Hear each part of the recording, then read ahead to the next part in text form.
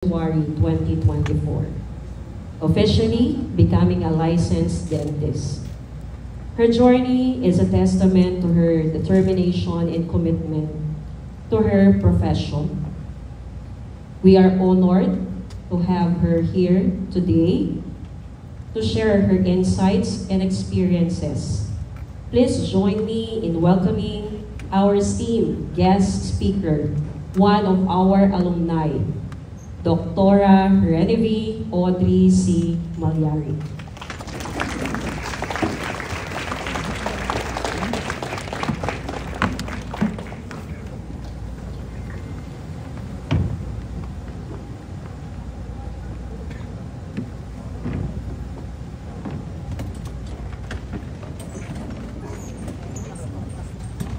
Thank you so much for Home Grace for that kind introduction. Glory to our Almighty God for bringing all of us here.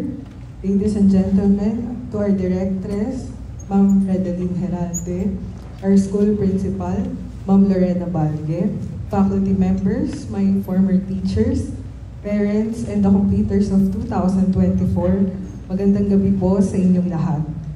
First of all, my warmest greetings and congratulations to the completers of Santo Rosario Montessori Junior High School, Batch 2024, and of course, to the proud parents and guardians, mabuhay po kayong lahat.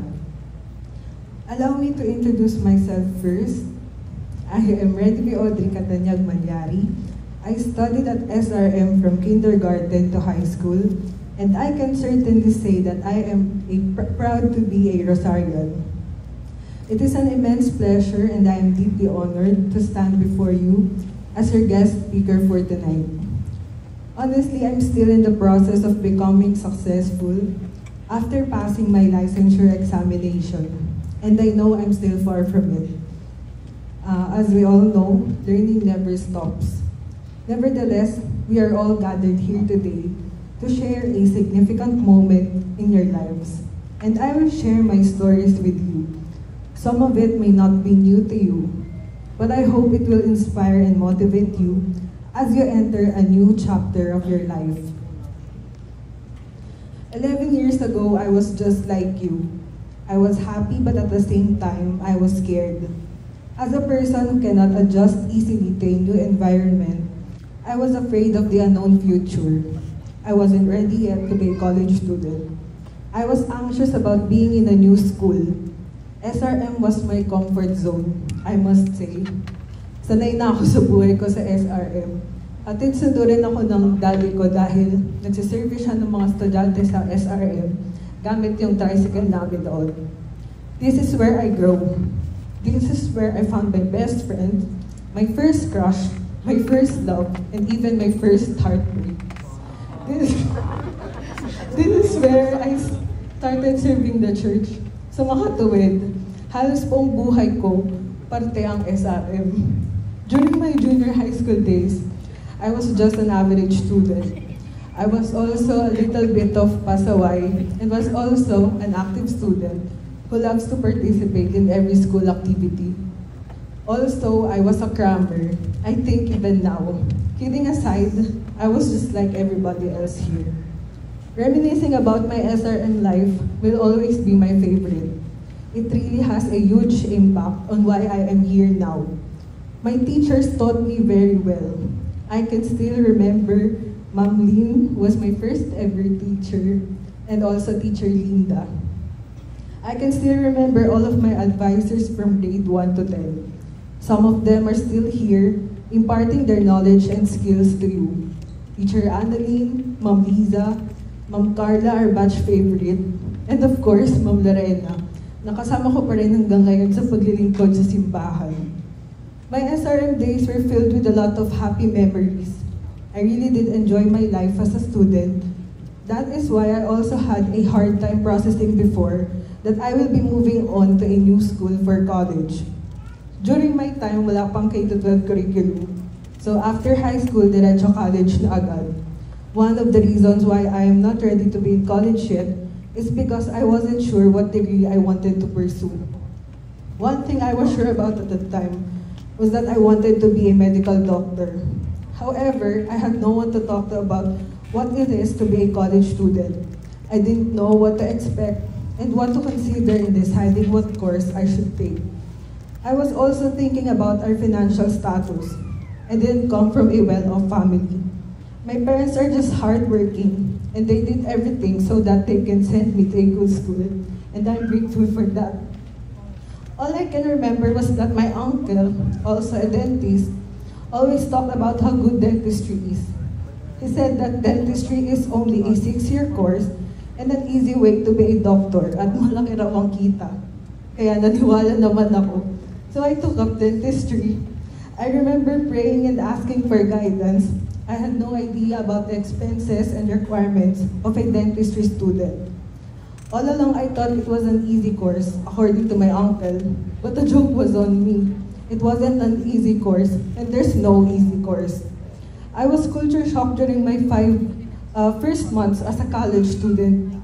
I had a hard time adjusting, and I found myself crying in the bathroom, missing my high school friends, classmates, and teachers. And then suddenly I got used to it. I enjoyed my first year. You know why? It's because I find my subjects easy. Chemistry, physics, oh, that became my favorite subjects because I learned a lot about it during high school because of Ma'am Grace. Feeling ko talino ko that time because my blockmates seems to find that subjects very hard. Pero para sa akin, sanay na ako sa mga hirap ng exams namin noon sa SRM. I can also recall that I became our batch representative in a math quiz and physics baby thesis. And that time, I always told my parents how thankful I was to SRM because that is where I got it all. Moving forward to the second year of my college, I got sick and couldn't go to school for months. I was worried and I was asking God if it is a sign that dentistry is not for me. But then God gave me a reason to continue. I transferred to Our Lady of Fatima University, but dentistry is really hard and expensive. My parents and I didn't know if we could really make it. There were many ups and downs. I failed the subject. I wasn't able to do my clinic requirements. I got brokenhearted by my longtime ex-boyfriend. I cannot function well, and I feel like I cannot finish this course. I always wanted to give up. I had low self-esteem because I felt like I was stuck here. My mental health suffered a lot, especially I could see that my high school batchmates were working already, and I was still studying and still couldn't figure out what I wanted in life. On the other hand, I can see how my mom and dad are working really hard for me, and many people along the way are helping me. So who am I not to finish this course? Then 2020 came, 2 months before I graduate sana. Pandemic hits, and it is beyond our control. I know some of you didn't like online classes. Well, me too. I had to finish my clinical requirements online. And by the grace of God and with the help of my parents, titos, and titas, I managed to finish my degree. But after that, the same month, another unpleasant thing happened. My father had a stroke. The momentum in me to study for my upcoming board exam is gone. Also, board exams got cancelled a lot of times due to COVID. The dentistry world was really affected by COVID because we are working on people's mouths and it affects my mental health. Due to the cancellation of my board exams, I developed a fear of taking and failing it. I was also very lazy to study at that time. I don't know what I really want. Ilang taon na ako pero wala pa rin akong nararating sa buhay. I want to change my career, but how? I didn't know where to go, nor how to begin again with life. I reached a point when I thought of quitting and just find another career or job so that I could help my parents already. But I am blessed because my parents and my whole family are always here for me. They did not force me to do anything. My mom carried their family. She finds ways to sustain our everyday lives. 2 years after the pandemic, our board exam resumed again. Many people were asking, kailan board exam mo? Bakit di ka pa nagtitake? And that question really makes me nervous and pressured at the same time. I was full of self-doubt and disappointments. I felt like I just wasted everything after graduating. I was also wondering if I have a purpose in life because all I wanted to do then was to stay at home and go to church. It took me years to finally have the courage to take and to study for my board exam. November 28, 29, and 30, 2023 was my written exam. But a few days before my exam, my mom got sick, and we admitted her to the hospital, and I was her companion. I think that maybe God doesn't want me to take the exam again. I prayed, and then one day before my boards, the doctor discharged my mom. Then board exam day came, and my family was really supportive of me. Many people are praying for me. I am so blessed because I have a strong support system. And it is very important to have a good support system in life and in success. On the third day of my written exam, it was November 30th, Bonifacio Day. I did not anticipate the traffic in Monumento. I need to be in my testing venue at San Sebastian Recoletos, Manila at 8 a.m. I was stuck at Monumento. I didn't know what to do. I was literally crying in streets, and then I called my mom. I tried booking Angkas and Joyride, but unfortunately, no one accepted since it was jam-packed traffic. But God didn't abandon me. My mom called a friend of mine who has a motorcycle. He decided to drive me to Manila. I didn't mind if we were too fast and passing between cars and big trucks. All I was thinking about was to be at the testing venue on or before 8 a.m. I got there at 7:58 a.m. I ran as fast as I could, but the exam started already. There were two proctors at that time. The other one didn't want me to take the exam since it had already started. No one was allowed to take it anymore. But thank God, the other proctor, naawa siguro sa akin, let me take the exam. She even said na tuminga muna ako because I was really panting and crying at that time. Moving forward, January 2024 was my practical board exam. Ito na naman, kasi on the second day of my practical exam, I became sick. I can't get out of bed. Again, I prayed. I did my best to get up and take my practical exam and surrender it all to God. Sabi ko, bahala ka na Lord, thy will be done. Few days later, I was just sleeping and my phone suddenly rang. It was my friend. He was congratulating me. And when I opened my phone, the results were already out.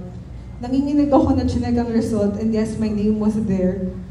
I passed the board exam, and now I am a licensed dentist. Thank God. I'm sorry if this is long. I don't want to bore you with my life story, but I just want to highlight some life lessons I learned along the way. First is to appreciate your mentors and teachers. They are the providers of your basic foundation in learning. You are blessed to have your teachers, and do not forget to thank them adequately. As you move on, I hope all of you will continue to share your lives with your SRM teachers and staff who made a difference to you. Second, pag-isipan ng mabuti. Know what you really wanted to be in life. I know you still have 2 years of senior high school, but before you know it, you will be entering your college life kasi mabilis lang ang panahon. Don't take senior high school as a burden or just a waste of your time. Instead, take that as an opportunity to grow and strive to be a better version of who you are now. Take it as a training ground for college, para pag college ka na, hindi ka na ma-culture shock. Dahil walang madaling kurso, lahat mahirap. You just need to know what your passion is. Third, life is a roller coaster ride. Life is full of twists and turns. You don't need to compete with anyone else because life is not a race. We have a different timing. Always believe in yourself. Sa mga kakayahan mo, if your plans didn't go as planned, it's okay. There's always plan B to Z. The only obstacle keeping you from your dreams is the limitation you set for yourself. I know being shy or being afraid to fail will cause us to miss some opportunities. But you know what? We just need to brush it off. I know it's easy to say but hard to execute. Especially not all of us have the privilege to avoid failures. That's why it's important to surround yourself with good people and support system. Sobrang malaking tulong pag alam mong may mga tao malaking tiwala sa'yo at laging nandyan para sa'yo, kahit anong mangyari. Lastly, I want you to know that there is no such thing as luck or swerte, only an answered prayer. Because no matter how hard we work to get something, it is still God that will let us have it. Also, no matter how difficult or challenging your situation is right now, Do not forget that we have God. Anything that we cannot control in life is teaching us to let go and let God. Again, congratulations as you reach this milestone of your academic journey. Thank you for listening and for this opportunity. Thank you also to my mommy, daddy, my whole family, friends, my former teachers, for everything. May God bless us all. Thank you, Dr. Malyari.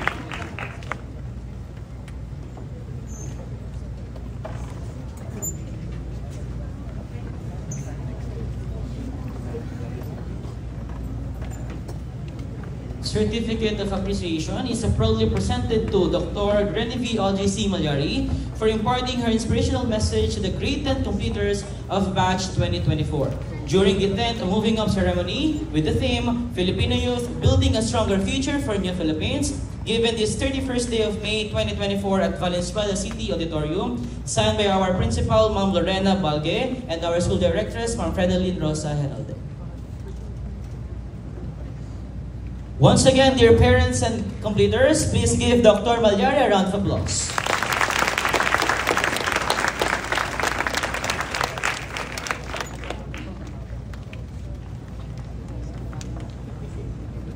And now, the most significant moment in every graduation ceremony has come.